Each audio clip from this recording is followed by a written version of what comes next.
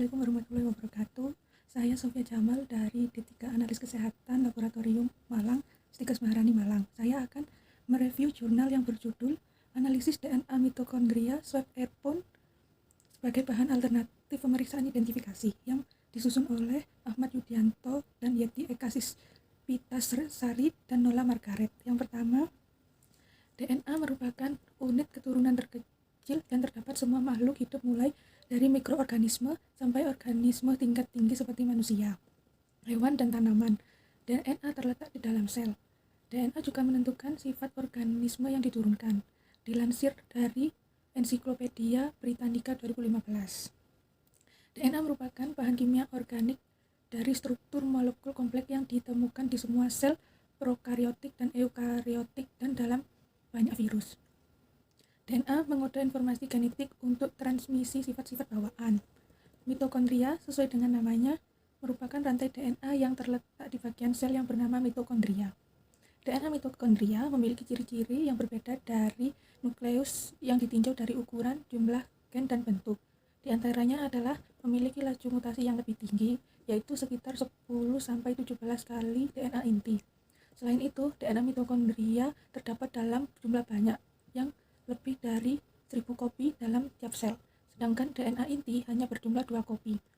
DNA inti merupakan hasil rekombinasi DNA kedua orang tua, sementara DNA mitokondria hanya diwariskan dari ibu atau maternally inherit. DNA dalam mitokondria pada sel sperma ada di leher. Untuk strukturnya, cincin ganda berisi kode genetik, protein, dan enzim yang berkaitan dengan rantai pernafasan. Dalam perkembangan metode identifikasi mengarah pada forensik molekuler. Forensik molekuler adalah suatu bidang ilmu yang baru berkembang sejak tahun 1980-an. Metode yang lebih dikenal dengan sebutan fingerprinting DNA. Metode ini pertama kali diperkenalkan oleh Jeffrey pada tahun 1985. Merupakan bagian bidang kedokteran yang memanfaatkan pengetahuan ilmu kedokteran dan bidang biologi pada tingkat molekul atau DNA deoksiribonukleik acid. Hukum Mendel dalam pewarisan sifatnya dinyatakan bahwa spesimen atau sampel pemeriksaan DNA didapatkan dari seluruh bagian tubuh manusia. Oleh karena itu, setiap sel dalam tubuh seseorang memiliki rangkaian DNA yang identik. Kandungan materi genetik pada anak dasarnya menerima jumlah material genetika yang sama dari ibu dan ayah kandungnya, yaitu masing-masing 50%. Selama ini, spesimen yang banyak dipakai dalam pemeriksaan DNA dalam mengidentifikasi adalah spesimen yang bercak darah, bercak semen, vaginal swab, buccal swab, dan tulang. Di tempat kejadian perkara atau TKP akan didapatkan trace evidence biologi. Selain trace evidence tersebut, di antara benda-benda yang sering digunakan pelaku atau korban terakhir kalinya. Satu di antaranya yakni alat bantu dengar handphone yang sekarang lagi marak, yakni headset atau earphone. Headset atau earphone merupakan elektronika audio yang digunakan dalam mendengar suara handphone atau MP3. Identifikasi DNA yang melibatkan kromosom somatik pembanding yang digunakan adalah ayah dan ibu, sedangkan pada pemeriksaan DNA mitokondria, pembanding yang digunakan adalah kerabat dalam satu garis keturunan ibu. Sampai saat ini di Indonesia, identifikasi personal melalui swab atau earphone atau headset dengan metode analisis DNA, DNA profiling, khususnya melalui DNA mitokondria, belum banyak dilakukan. Sehingga penelitian ini diharapkan dapat memberi jawaban pada hal-hal yang terkait dengan efektivitas penggunaan swab earphone sebagai bahan identifikasi forensik. Penelitian ini diawali dengan perlakuan pada sampel, yakni 8 buah alat earphone yang telah digunakan atau menempel di liang telinga selama 3 hari, dan selanjutnya alat tersebut disimpan pada suhu kamar masing-masing dalam waktu 1 hari, 7 hari, 14 hari, dan 20 hari. Kemudian dilanjutkan masing-masing kelompok waktu 2 buah alat earphone dengan ekstraksi atau isolasi DNA sampel dari swab earphone dengan metode DNA Zoll.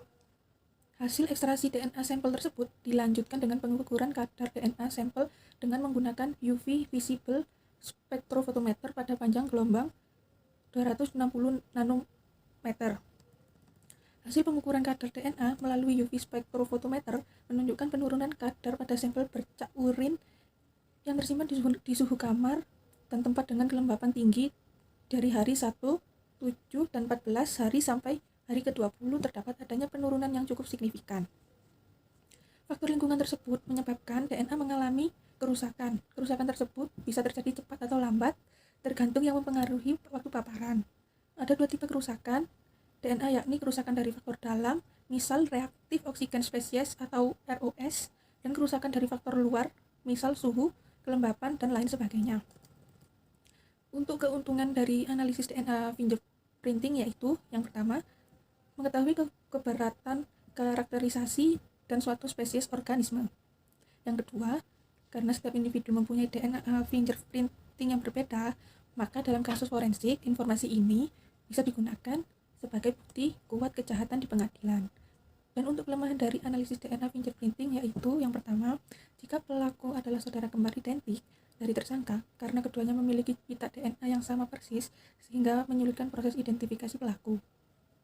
Yang kedua, tes DNA masih jarang dilakukan di Indonesia, karena langkahnya pakar DNA serta peralatan pendukung yang terbatas. Hal tersebut bisa menyebabkan biaya untuk melakukan tes ini yang sangat mahal di rumah sakit tertentu. Untuk daftar pustaka, yang pertama, Ferdinand Hillman Ali 2015, eksistensi DNA atau deoksiribonucleic acid sebagai alat bukti dalam pembuktian hukum pidana, Lex Treatment Vol 4 2.199 sampai 207. Yang kedua, Idris AM 1997, Pedoman Ilmu Kedokteran Forensik, edisi pertama, Jakarta, penerbit Binarupa Aksara. Yang ketiga, Zukriani Y 2012, DNA Forensik, PT Sagung, Jakarta. Yang keempat, Butler CM 2003, Forensik DNA Typing, Academic Press, San Diego, Florida, PEC 28 sampai 30. Untuk yang kelima, Wallace DC 1997, Mitochondrial DNA Variation in Human Evolution, Degenerative Disease and Aging, American Journal of Human Genetics 57,201 sampai 223. Terima kasih. Wassalamualaikum warahmatullahi wabarakatuh. Mohon maaf bila ada salah kata dan ucap. Terima kasih.